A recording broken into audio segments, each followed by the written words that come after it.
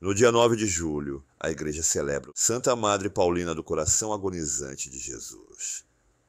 Em 16 de dezembro de 1865, na província de Trento, no norte da Itália, nasceu Amabile Lúcia Visinteiner, segunda filha de Napoleão e Ana, um casal de cristãos devotos, mas de poucos recursos.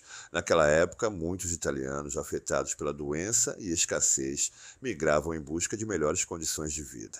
Em setembro de 1875, a família Visinteiner se juntou a esse fluxo migratório, escolhendo o Brasil como novo lar. Estabeleceram-se em Nova Trento, Santa Catarina, na localidade de Vigolo, onde outros trentinos já haviam se fixado. Foi nesse ambiente que Amabile conheceu Virgínia Rosa Nicolodi, uma amizade que se tornaria profunda e espiritual. Ambas compartilhavam uma intensa devoção a Jesus e frequentemente eram vistas rezando juntas. Fizeram a primeira comunhão no mesmo dia, quando Amabile completou 12 anos. Sob a orientação do padre Servance, Amabile iniciou-se no apostolado paroquial, sendo encarregada da catequese, da assistência aos doentes e da limpeza da capela dedicada a São Jorge na sua vila. Sem saber, o padre estava confirmando a vocação de Amabile para o serviço divino. Com o apoio do pai, Amabile construiu um pequeno casebre em um terreno doado por um barão próximo à capela, onde podia rezar, cuidar dos doentes e instruir as crianças. Em 12 de julho de 1890, o casebre acolheu sua primeira paciente, uma mulher com câncer terminal. Essa data é reconhecida como o início da Congregação das Irmãzinhas da Imaculada Conceição, fundada por Amabile e Virgínia, que atuavam como enfermeiras. Esta foi a primeira congregação religiosa feminina fundada em solo brasileiro, recebendo a aprovação do bispo de Curitiba em agosto de 1895. Em dezembro do mesmo ano, Amabile Virgínia e Teresa Ana Maule fizeram seus votos religiosos, e Amabile adotou o nome de Irmã Paulina do Coração Agonizante de Jesus, sendo também nomeada superiora, passando a ser chamada de Madre Paulina. A santidade e dedicação de Madre Paulina e suas companheiras atraíram muitas vocações, mesmo enfrentando pobreza e adversidades. Além de cuidar dos doentes e das crianças órfãs, elas se sustentavam com o trabalho na indústria de seda. Em 1903, Madre Paulina foi convidada a transferir-se para São Paulo, onde, no bairro do Ipiranga, fundou a obra da Sagrada Família para acolher ex-escravos e seus filhos após a abolição da escravatura em 1888. Em 1918, foi chamada à Casa Geral em São Paulo para servir como exemplo às jovens vocações de sua congregação, destacando-se pela oração constante e pela assistência caridosa às irmãzinhas doentes. Em 1938, Madre Paulina enfrentou um período de intenso sofrimento devido ao diabetes, que resultou na amputação de seu braço direito e posteriormente na cegueira total. Ela faleceu serenamente em 9 de julho de 1942, na Casa Geral de sua congregação em São Paulo.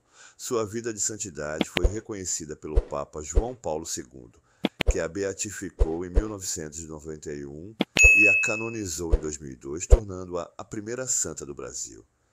Santa Madre Paulina, rogai por nós. Santa Verônica Giuliani.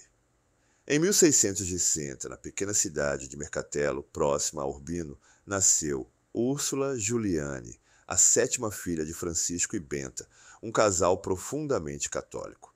Cresceu em um ambiente religioso, onde 4 de suas irmãs mais velhas já eram clarissas, influenciando sua decisão de, aos 17 anos, ingressar na Ordem das Clarissas no Mosteiro de Castelo. Ao entrar, vestiu o hábito e adotou o nome de Verônica. No convento, Verônica se dedicou com fervor a diversas tarefas, independentemente do cargo. Trabalhou como camareira, cozinheira, responsável pela despensa, enfermeira, professora das noviças e, eventualmente, tornou-se abadesa. Sob sua liderança, o mosteiro se transformou em uma escola exemplar de perfeição espiritual.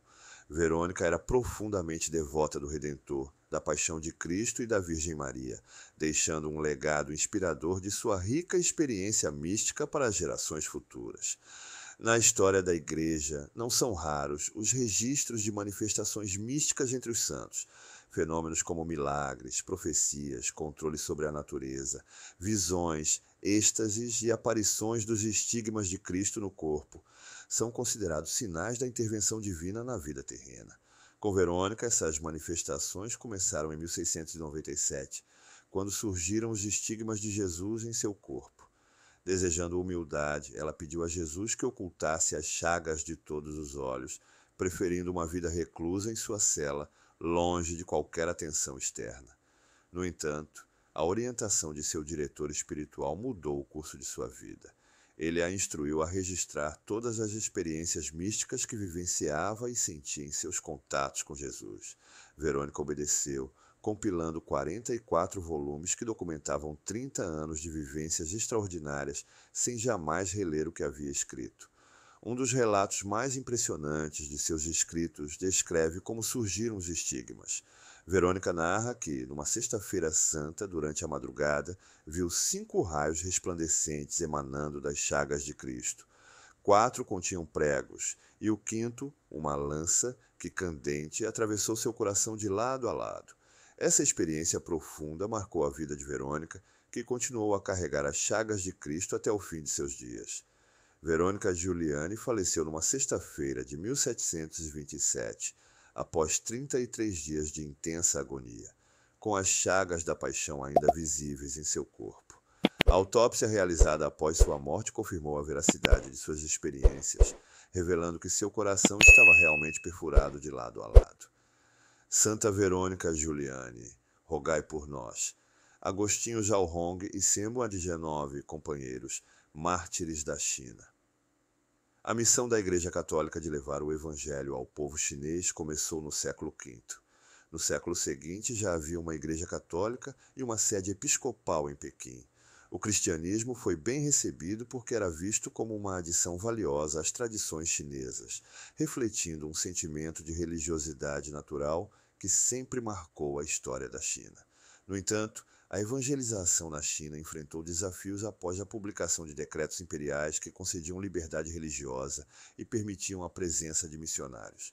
A questão dos rituais católicos chineses acabou irritando o imperador, especialmente sob a influência das perseguições aos cristãos no Japão.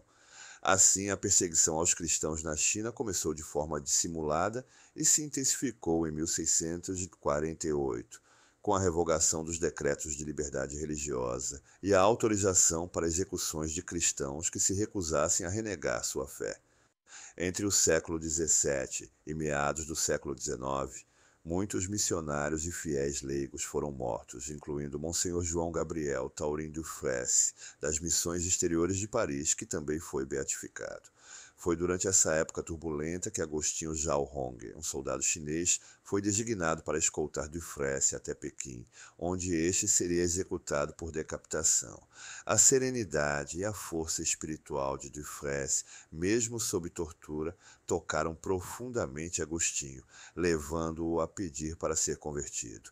Ele foi batizado, enviado ao seminário e ordenado sacerdote diocesano. Reconhecido como cristão, Agostinho também sofreu terríveis torturas antes de ser decapitado em 1815, mas jamais renegou sua fé. No início do século XX, com a eclosão da Revolução Comunista Chinesa, novas ondas de perseguição aos cristãos ocorreram, motivadas por razões políticas e religiosas. Documentos históricos comprovam que muitos catequistas leigos, convertidos chineses, sacerdotes e igrejas foram destruídos. A destruição e os incêndios continuaram ao longo do novo regime, tornando difícil localizar todos os nomes das vítimas. A última execução em massa de cristãos na China registrada aconteceu em 25 de fevereiro de 1930. No jubileu de 2000, o Papa João Paulo II proclamou os bem-aventurados. Eles são venerados e homenageados no dia 9 de julho, representando um exemplo de coragem e coerência para todos os cristãos ao redor do mundo.